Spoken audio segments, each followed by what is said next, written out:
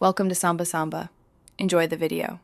You have the domain and admin access. Now begin. First, log into your registrar and the DNS provider so you can edit zone records.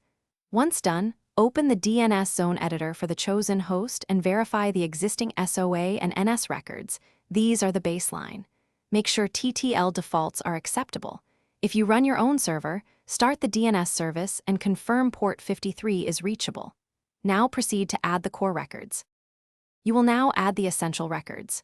Create a or AA records mapping hostnames to IPs and use CNAME only for true aliases rather than Apex names. Next, add MX records pointing to your mail servers, mindful of priority numbers, include matching a records for those hosts.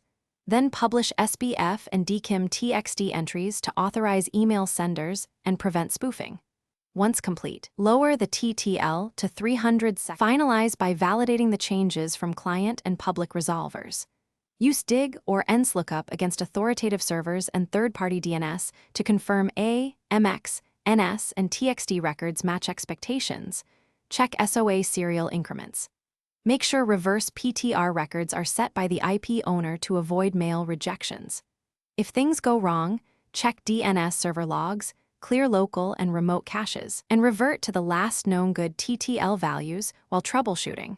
Then raise TTLs.